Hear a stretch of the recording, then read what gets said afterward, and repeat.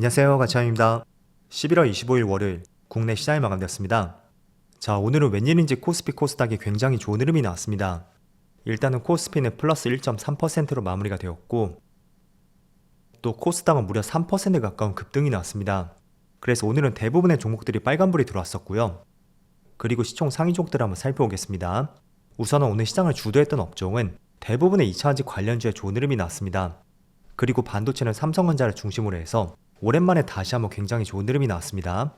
반대로 밸류업 기대감 있는 종목들, 현대모비스라든지 KB금융, 이쪽은 조금은 아쉬운 흐름이 나왔었네요.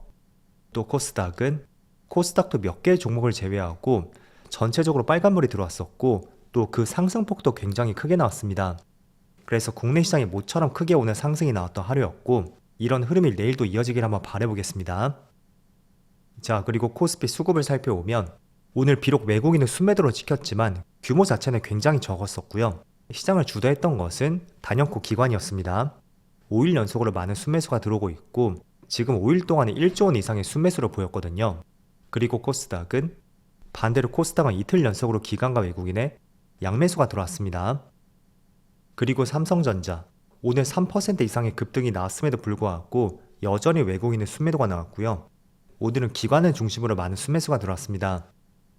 그리고 SK하이닉스도 마찬가지로 외국인의 순매도가 나왔고, 기관만 나홀로 순매수가 들어왔었네요.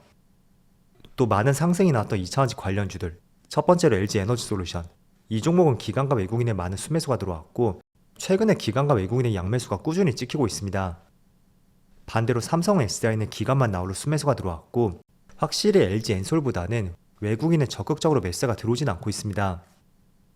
자, 그럼 이어서 주체별 매매 동향에 대해서 살펴보도록 하겠습니다. 11월 25일 외국인이 가장 많이 매수한 종목은 네이버, LG에너지솔루션, 한국조선해양, 현대일렉트릭, HLB 이렇게 순서대로 매수했고, 그리고 기관은 삼성전자, LG에너지솔루션, 셀트리온, SK하이닉스, 현대차 이렇게 순서대로 매수했습니다. 이어서 해증시를 보겠습니다. 지난주 금요일날도 미국 시장의 흐름은 괜찮았습니다. 나스닥은 플러스 0.1%, 또 S&P 500도 0.3%의 반등이 있었고, 다우지수는 무려 1% 가까운 상승이 나왔습니다. 그래서 지금의 시장 흐름을 보면 한번 저점을 만들고 다시 돌려 세우는 듯한 그런 움직임이 계속 나오고 있습니다. 그리고 추가적으로 반도체는 물론 어제는 파란불로 마감이 되었지만 그렇게 큰 폭은 아니었고요. 그리고 일본 증시를 보면 니케이 지수는 오랜만에 1.4%의 급등이 나오고 있습니다.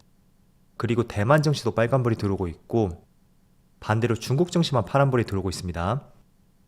그래서 지금 촬영 시점이 1시 반쯤 되었는데 오늘 코스피 코스닥에 웬일인지 좋은 흐름이 나오고 있고, 그동안은 하나의 테마 업종이 시장을 주도했었다면 오늘만큼은 코스피 코스닥 상위 업종들, 한마디로 특정 테마가 아니고 전체적으로 시총 상위 종목들이 시장을 주도하고 있습니다.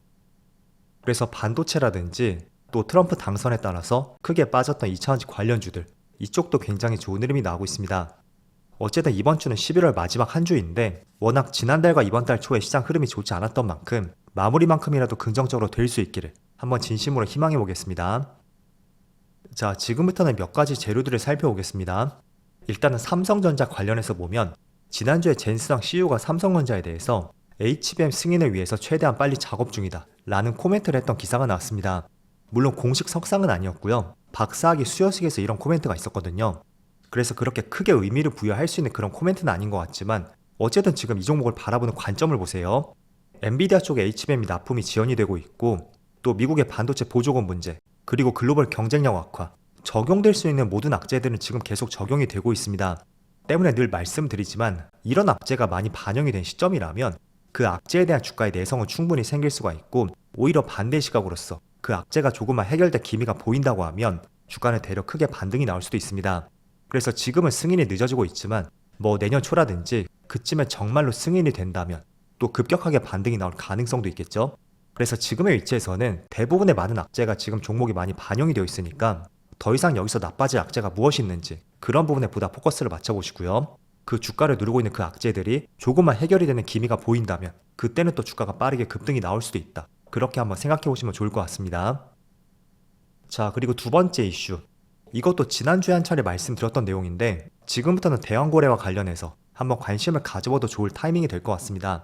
자, 오늘 나온 기사를 보면 정말로 동해에 가스전이 존재하는지 그 시추를 위한 자재들이 부산항으로 계속 들어오고 있고요. 또 부산 신항을 가득 채웠다는 기사가 나왔습니다. 그래서 이거는 팩트라고 볼 수가 있겠죠. 또 27일이죠. 내일 모레 시추 계획에 대한 최종 검토가 있을 것이고요. 또 다음 달 10일에는 시추선까지 들어올 예정으로 잡혀 있습니다. 그래서 일정들이 속속 발표가 되고 있고, 그리고 많은 자재들이 지금 부산항으로 들어온 시점인 만큼 관련 주들을 한번 주목을 해보자는 것을 다시 한번 강조해 드리겠고요. 자, 대표적으로 한국가스공사, 이 종목도 한번 관심을 가져볼 수가 있겠죠. 일단은 두 번의 쌍바닥을 만들었다고 생각이 됩니다. 그래서 두 번의 쌍바닥을 딛고 기대감과 함께 주가가 다시 한번 올라갈 수 있는지, 이런 부분도 관심을 가져봐야 될 것 같고, 그리고 관련 피팅 기업들, 화성 밸브도 한번 주목해 볼 수 있는 흐름이 나오는 것 같습니다. 그래서 어쨌든 몇 개월 동안 주가가 눌렸던 만큼 이런 기사를 등에 업고 다시 전고점까지 올라갈 수 있는지 계속 한번 관찰해 보시면 좋을 것 같습니다. 자, 그리고 오전장이나 여행주라든지 엔터 기업들의 흐름도 굉장히 좋았습니다. 일단은 중국발 이슈가 한 가지 더 나왔었죠. 중국 여행 무비자 기간을 15일에서 30일 정도 늘렸었고, 또 일본도 비자를 면제했다는 이런 기사가 주말 사이 나왔고, 그 때문에 오전장의 여행주라든지 엔터 기업들의 주가 흐름이 굉장히 좋았습니다. 물론 제가 바라보는 관점은 단순히 이런 기사 하나만 가지고 여행주나 엔터 기업을 매수하는 것은 조금은 무리가 있다고 생각이 되고, 하지만 무비자 기간을 연장했다는 것은 관련 산업이 충분히 탄력을 받을 수도 있는 좋은 내용은 될 수도 있다고 생각이 됩니다. 자, 그래서 최근에 여행주가 무비자 이슈가 나오고 나서 조금은 반등이 나오고 있잖아요. 때문에 이런 주제와 함께 조금 더 반등이 나올 수 있는지 그런 부분 한 번 더 주목을 해보시면 좋을 것 같고, 다만 제 관점에서 말씀드리면 여행주는 지금 시장을 주도하는 산업 자체가 아니거든요. 그래서 기대를 해볼 수 있는 이슈가 나왔다고 해도 저는 오히려 트럼프 관련주들 그쪽이 조금 더 무게를 실을 것 같습니다. 다만 엔터주들 있죠. 뭐 대표적으로 SM이라든지 또 최근에 하이브 그리고 JYP까지 조금 전에 중국발 이슈도 있지만 많은 아티스트들의 컴백에 대한 기대감도 있습니다. 그래서 차라리 그런 이슈를 조금 더 관심을 가져보려면 저는 여행주보다는 엔터주 쪽으로 포커스를 맞춰보자고 말씀드릴게요.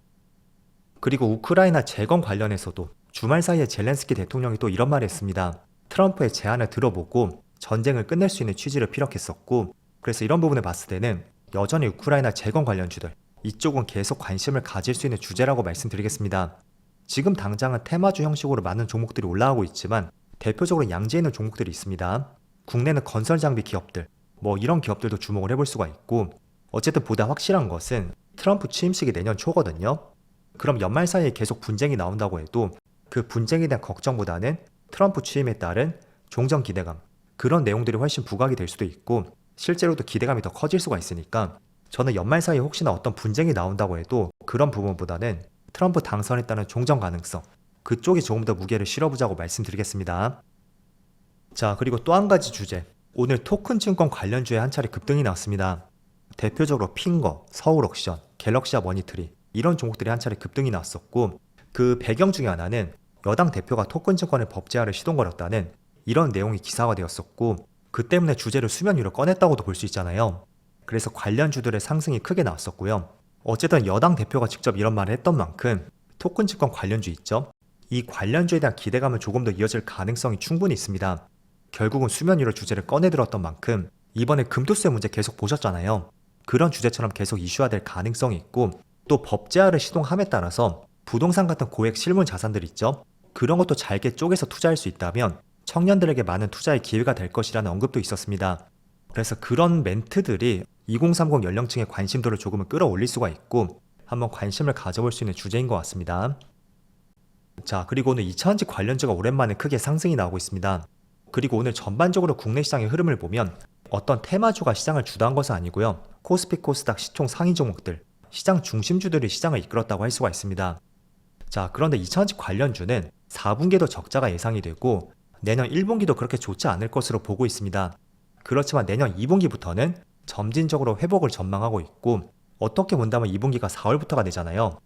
그럼 지금 관점에서 보면 한 4, 5개월 정도, 그 정도의 시차를 두고 있다고 할 수가 있습니다. 자, 그런데 제 영상을 꾸준히 보신 분들이라면 4, 5개월 정도의 시차라는 것은 충분히 주가에서 선반영될 수 있는 시차라는 것을 알 수가 있습니다. 대표적으로 반도체 관련주, 제가 말씀드릴 때 못해도 2분기 내지는 길게 본다면 3분기 정도, 그 정도 주가는 선제적으로 반영을 한다고 말씀드렸었고, 개월수로 본다면 6개월에서 9개월이라는 것을 알 수가 있어요. 그래서 4분기에 적자가 발생이 될 것이고 내년 1분기도 좋지 않을 것으로 생각이 되지만 만약에 정말로 2분기에 회복이 된다면 주가는 미리 지금부터 선제적으로 반응할 가능성도 충분히 있습니다. 그래서 지금 LG 에너지 솔루션이라든지 삼성 SDI 11월 중순부터 반등이 나오고 있죠.